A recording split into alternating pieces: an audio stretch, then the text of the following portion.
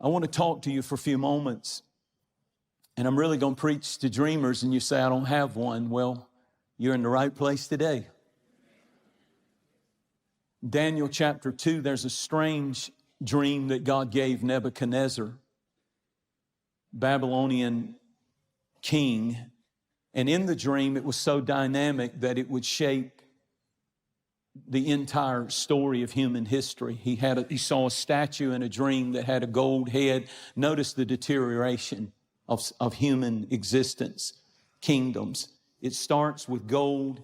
It has silver, brass, iron, and then ending with clay feet. I believe prophetically, and all of those different materials represented different kingdoms that have come and gone in human existence.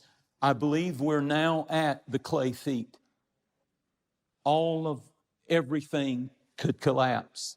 And in the dream, Nebuchadnezzar saw a stone, a simple stone, start rolling down the hill and hit that statue that was so powerful of human ingenuity and power and the glories and kingdoms of kings and men.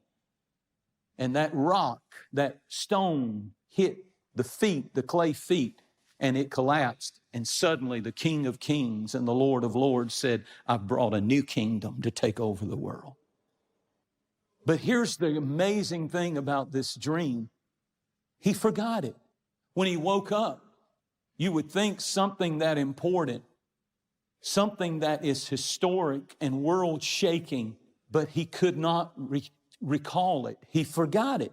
And he said, the thing, that's what he called it in Daniel 2. He said, the thing has left me. So he calls his magicians and he calls his soothsayers and his fortune tellers and his witches, and he calls them in and he says, tell me the dream and tell me the interpretation. I cannot bring it up. I can't remember it. I've forgotten the dream. And he said, if you don't do it, I'm going to kill you. I believe that a lot of people have forgotten the dream. And God needs to give a restoration of the dream to every person in this room.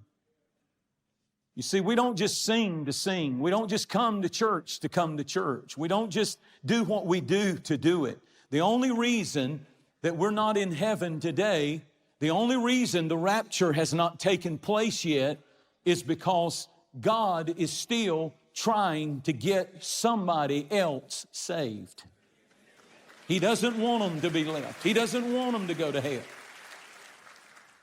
In the story of Joseph, the Bible said that Jacob, Joseph's father, loved him more than his other sons and made him a coat of favor, a coat of many colors that represented his favor on his son.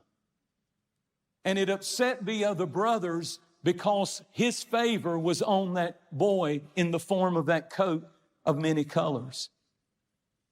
It's the favor of God upon His children that I believe upsets hell as much as...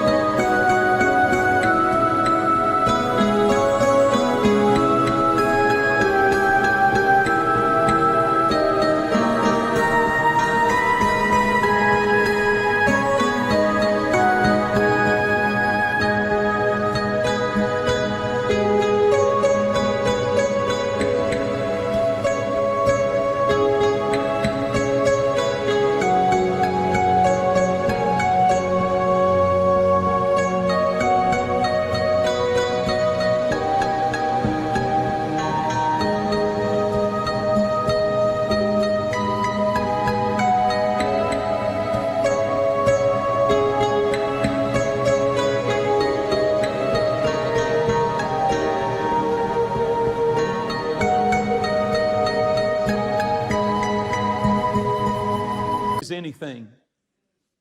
And it's obvious to me. We don't take any credit. We're careful to give God the glory. But I just want to proclaim that God's favor is upon this church. That God's favor is upon this place. That God's favor is upon His people and upon His families that are represented under the sound of my voice at all of our campuses.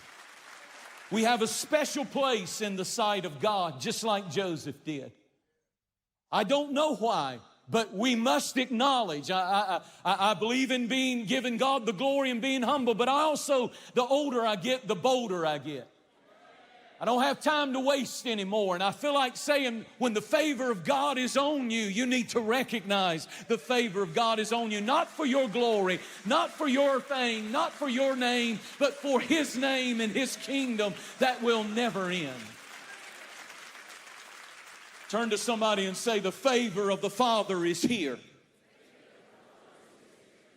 He was separated from His brothers by...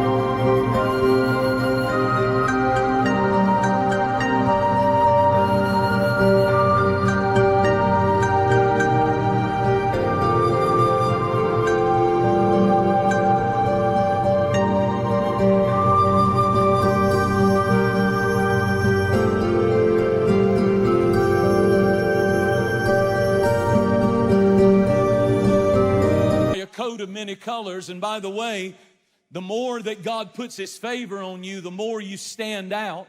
That's why it was a coat. It was a loud coat, a coat of many colors. And you try to conceal it and you try to be cool about it. But when God really wraps favor on you, it becomes loud in your life and it's hard. And at some point you get tired of trying to apologize for all the goodness and blessings of God. You don't know what somebody went through.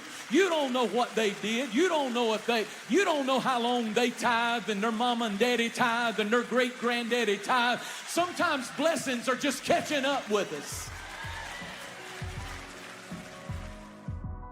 Thank you so much for watching. Make sure that you subscribe to our channel so that you can get notifications on new posts and live streams. Be sure to share this video with a friend. You never know how you can send the Word of God right when somebody needs to hear it. And you can use your social influence for good, for the glory of God. Thanks again. Share it with a friend. And I really appreciate you watching. We'll see you next time.